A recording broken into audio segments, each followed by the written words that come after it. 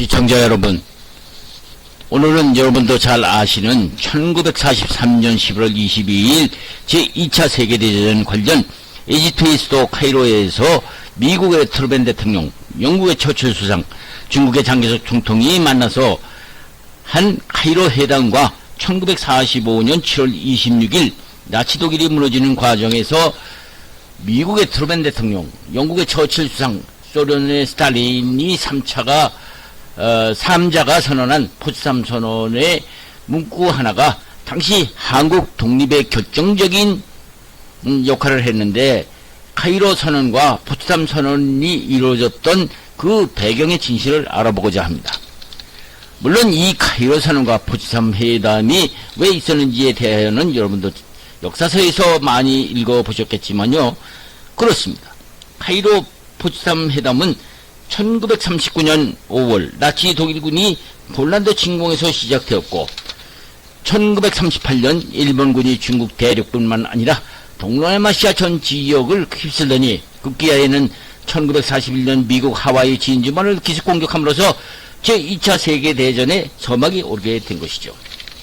이때 미국은 일본군과 대대적인 전쟁을 벌이게 되었고, 결국은 미군이 일본군을 격파하고 일본군이 오키나와에서 미군 격렬한 전투가 벌어지자 미국은 동맹국인 영국과 일본군에게 멀리 중국 대륙 진경에 임시수도를 정하고 있던 장개석 총통과 1943년 11월 22일 이집트 카이로에서 폐쇄기 짙은 일본 전후 처리 문제로 회담을 가진과 동시에 1945년 7월 26일 독일이 패망하고 일본이 패망성에 짙어지자 미국, 영국, 소련은 독일 포츠담에서 만나 일본의 무조건 항복 요구하라는 성명을 하게 되었는데, 일본이 무조건 항복과 동시에 일본은 점령하고 있던 중국과 동남아에서 철수하라고 요구했죠. 이때 일본 외무성은 항복은 하되 당시 그들이 말하는 조선반도와 대만만큼은 자기네 영토임을 인정해달라는 조건을 들어달라면서 포츠담 회담 성명을 거부의 뜻을 밝히자 미국은 원자탄을 미 본토에서 일본 본토에 떨어뜨림과 동시에 일본 천황은 미 영소의 포츠담 선언에 무조건 따르겠다며 항복을 하게 되었죠. 시청자 여러분, 그 당시 요즘 우크라이나와 이스라엘 전쟁처럼 전쟁 도중에 휴전을 하였던지, 미국이 우리나라 정전회담 결과 모양으로 휴전을 서둘렀었다면은 우리나라는 어떻게 되었을까요? 일본 측 요구대로 우리나라는 역사 속으로 흔적도 없이 사라지고 말았겠죠. 시청자 여러분, 다행히도 연합국의 카이로 회담과 포츠담 회담에서는 일본이 무조건 항복과 동시에 한국을 자유롭고 자유로운 독립을 인정하겠다고 선언을 합니다. 그 당시 카이로 선언과 포츠담 선언을 주도한 것은 미국이었는데요. 미국은 일본의 항복과 동시에 일본 주권은 한국과 대만을 포함시키지 않는 선에서 항복을 받아들이겠다고 선언을 합니다. 시청자 여러분, 일본 주권은 지금 그들의 국토인 그들의 사기선만을 인정한다고 하고, 카이로 포츠담 회담에서 선언함으로써 이 회담의 이 문구 하나가 당시 한국 독립의 운명을 결정하는 계기가 된 것이라는 것은 잘 모르는 사실이죠. 시청자 여러분, 앞에서도 얘기를 했지만 카이로 포츠담 회담은 미국이 주도를 했습니다. 시청자 여러분, 과거 조선 왕국이 망했을 때 미국과 영국은 소련, 중국 역시 일본에 대해서 어떻게 대했습니까? 영국은 영일동맹 때 일본의 지배권을 인정했고, 당시 미국도 소위 일본 카스라 테프트 밀약으로 일본의 조선왕국 지배권을 인정했기 때문에 일본은 마음 놓고 일본을 조선이라는 나라를 일본의 일부라고 생각하고, 조선의 독립에 대해서는 관심조차가 없었던 미국과 영국이 아니었었습니까? 그런데 카이로 포츠담 선언에서 미국이 앞장서서 우리 새 연합국은 조선 민중의 노예 상태를 생각하면서 적절한 시기에 한국을 자유롭고 독립된 상태로 만들기로 결정했다는 문구를 카이로 포츠담 선언에서 왜 삽입을 했을까요? 시청자 여러분, 우리나라를 일본의 속국으로 알고 있던 미국의 당시 태도의 변화는 카이로 포츠담 선언을 기초한 미국 루즈벨트 대통령과 그 보좌관의 펜글시에서 비롯된 것인만은 누구도 부인을 못할 것입니다. 한국 독립에 관한 내용을 실리게 한 카이로 포츠담 선언의 막후에는 미국에서 독립운동을 했던 이승만 전 대통령의 그 유명한 일본의 내막이라는 책과 당시 루즈벨트 대통령과 그의 홉킨스라는 보좌관 때문이라는 것이 최근 알려졌죠. 시청자 여러분, 당시 카이로 회담을 제안한 미국의 루즈벨트와 그의 보좌관 홉킨스는 그러면 왜 한국 독립 조항을 그 선언문에 삽입시켰을까 하고 여러분은 궁금하시지 않습니까? 결론부터 말하자면 이 사실은 미국에서 독립운동에 앞장섰던 이승만 전 건국 대통령의 박사 시절에 벌린 미국 애교 활동이 맺어진 결과라고 볼 수밖에 없는 것이죠. 여러분도 잘 아시겠지만 이승만 전 대통령의 미국 독립운동은 당시 미국이나 중국에서 무장투쟁만이 독립운동을 쟁취할 수 있다는 차원과는 다른 무력의 힘으로는 한계가 있는 독립운동이라면서 전방위 국제애교 투쟁으로 독립을 쟁취하려면 강대국인 미국의 힘을 빌려서라도 강대국인 일본을 물리치지 않으면 현실적으로 불가능하다고 하면서 그런 다음 독립될 시기를 기다려 보자는 것이었죠. 오늘날 건국 대통령을 비하하는 딱한 일부 국민들은 그렇다 치고 우리가 오늘날 비록 분단된 국가가 되었지만 세계에서 당당히 대한민국의 민낯을 보일 수 있는 나라가 된 카이로 포츠담 회담에서 우리나라 독립을 이룩한 이승만 전 대통령의 활동을 살펴보기로 하겠습니다. 시청자 여러분, 이승만 박사가 미국에서 독립운동을 전개하던 시절인 1941년 미국에서 출간한 국제정치 분석서 총 203페이지로 보면은 원문은 영어로 서술은 되어 있습니다. 이 책에서 이승만 박사가 직접 소개한 바에 의하면 1939년 겨울부터 집필이 시작됐다고 하죠. 시기상으로 보면 중일전쟁 개전 2년 뒤이며 2차 세계대전의 발발 직후에 집필이 되었고 진주만 공습 직전에 출판된 것이었죠. 이 책에서 이승만은 일본 제국의 군사적 야망은 한국을 포함한 이웃나라들에게 피해를 입히고 있으며 일본 제국과 미국의 충돌을 피할 수 없을 것 같다고 마지막에 결론을 낸 책이었죠. 그러므로 일본 내막기라는 책은 그동안 일본이라는 나라를 몰랐던 미국인들에게는 일본의 진주만 기습으로 미국의 대일 인식을 획기적으로 바꾼 예언서나 다름없이 돌풍을 일으켰다는 사실은 부인할 수 없다는 사실이죠. 이 책 내용 중 특히 흥미있는 내용이 나오는데요. 소문에서 이런 얘기가 나옵니다. 한번 그 부분만은 한번 읽어보기로 하겠습니다. 그때 미국 형편을 보니 일본이 미국의 신문 잡지를 다 결탁해서 매년 100만 달러 이상을 선전비로 쓰면서 미국 전체의 눈을 가리고 저해의 말만 가져다 보이고 돌려주었는데 내가 쓴 그 일본의 내막기라는 책을 보고 모두 나를 비웃었는데 한 미국인이 친구가 너는 이 책을 쓴 이유가 일본과 미국 간의 악감정을 자아내려고 이 책을 쓴 것이 아니냐는 말까지 듣고 지냈던 것이다. 그렇습니다. 이 서문을 보고 다시 말하면 이승만 박사에게 몇몇 미국 친구들이 이 책을 보고 난 후 자신에게 너는 일본하고 미국이 싸우기를 원하느냐 하고 묻더라는 내용이라는 것을 알 수 있습니다.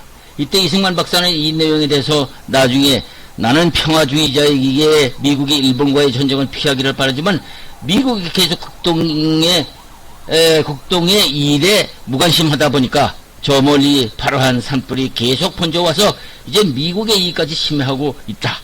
그런데 왜 미국은 아직도 남의 일 보듯이 무관심하냐고 대답했다는 것입니다.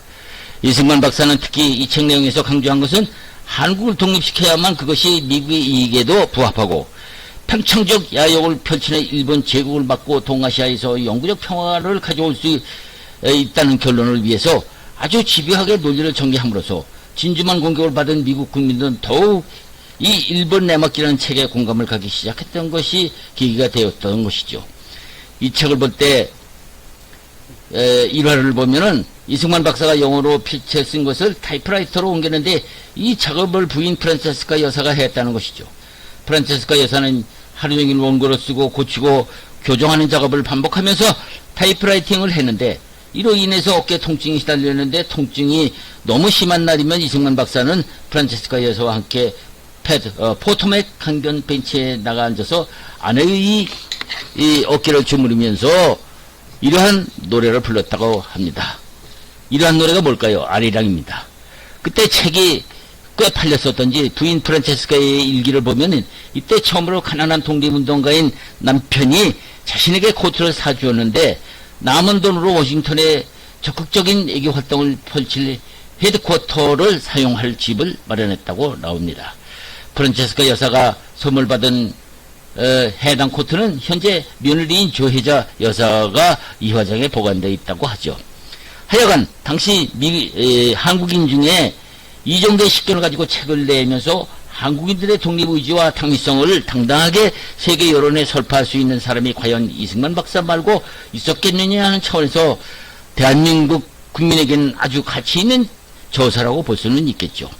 이승만 박사 일본 내막기 중에 이 책을 발간하기 위한 고충을 서술한 내용이 나오는데요. 영문으로 된 내용을 한글로 풀이한 일본 내용은 다음과 같습니다. 1940년 일본은 전쟁 준비가 거의 끝나서 전쟁이 곧 터질 것 같아 미국인들은 꿈속같이 모르고 잠들고 있는데 나는 이것을 일러주어야 되겠다는 각오를 가지고 이 책을 쓰기를 시작했는데 우선 이 책을 써도 발행할 사람이 없어서 문제였다. 또 혹 발간할지라도 읽을 사람이 없는 것을 생각하지 아니할 수 없어서 나는 이 글을 쓸 때 책 속에 그때 형편에 따라서 알아듣기 쉽게 일화도 쓰도록 노력했던 것이다. 시청자 여러분, 이렇게 쓰여진 이 책을 이승만 박사는 책을 팔아서 한몫 해보려고 한 것일까요?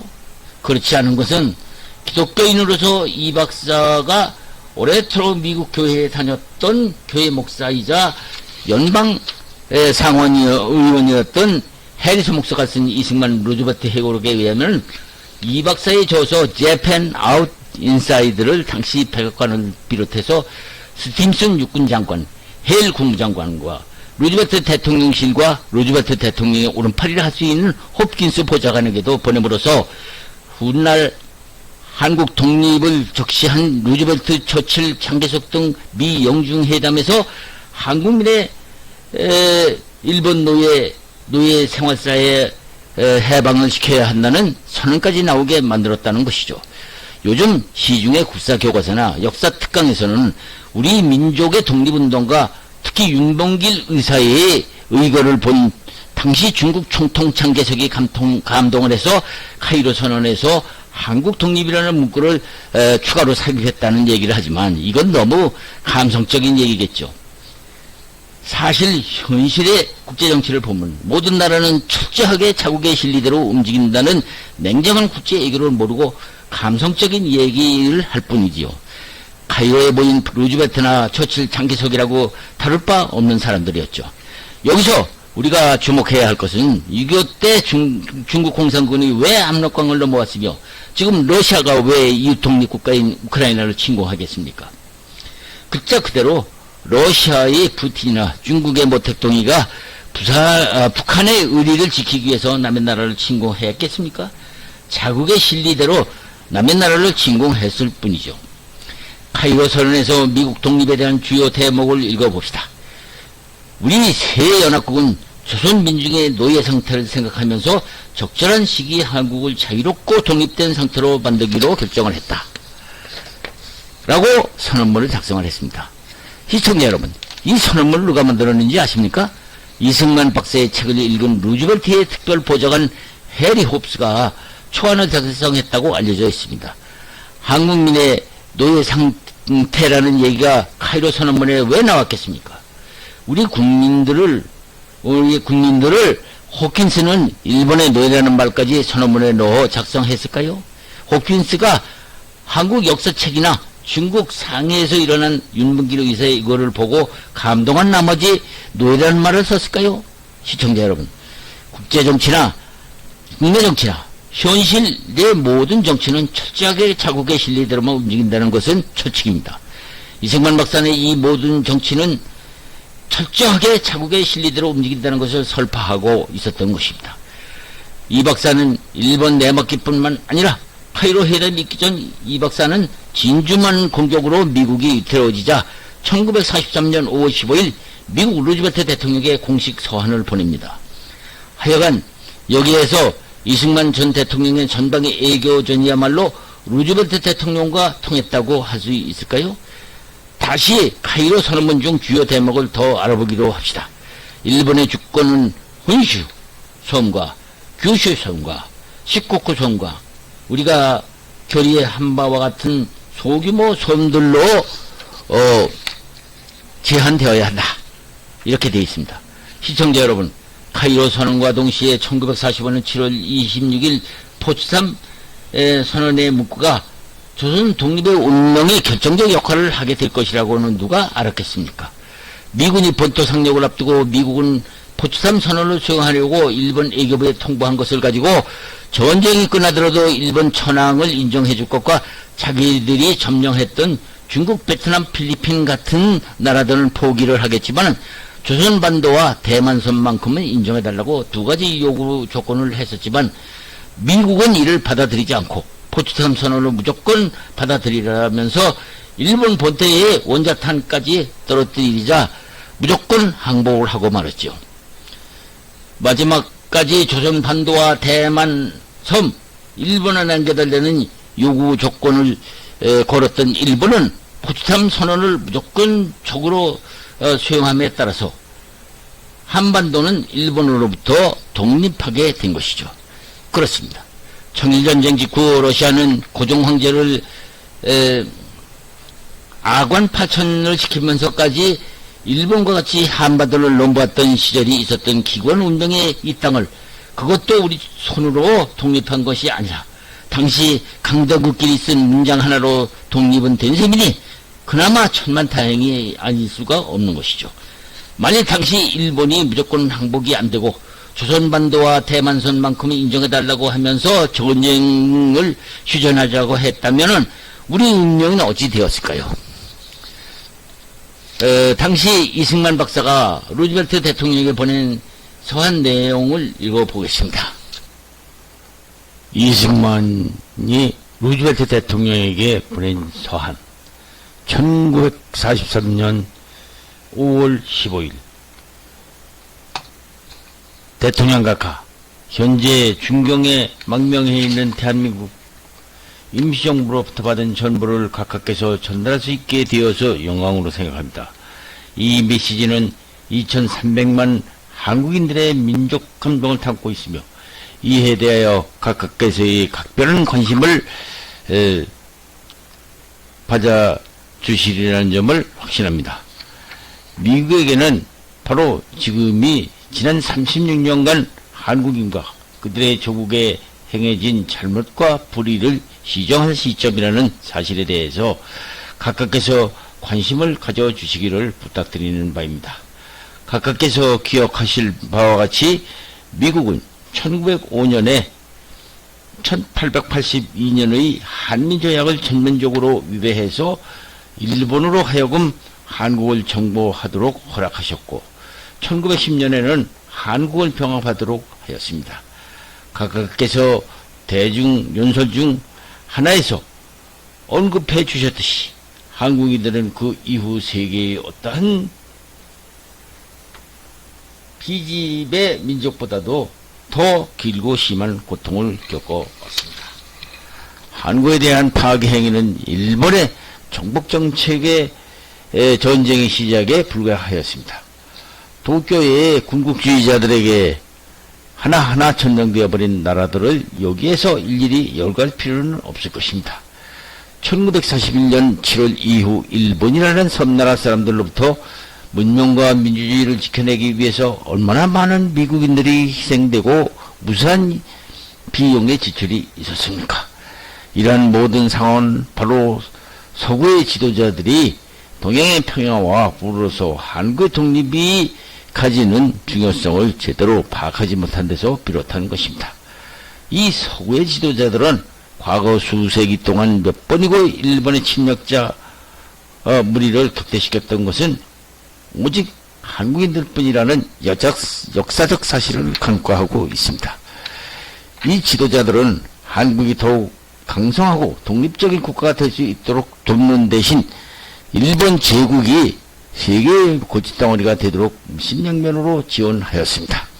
각하, 미국이 그동안 소유해온 한국에 대한 관념은 단지 일본의 선전에 의해서 만들어진 잘못된 관념이며 그것을 바로잡을 시점이 바로 지금이라는 사실을 다시 한번 말씀드리도록 허락해 주시기 바랍니다.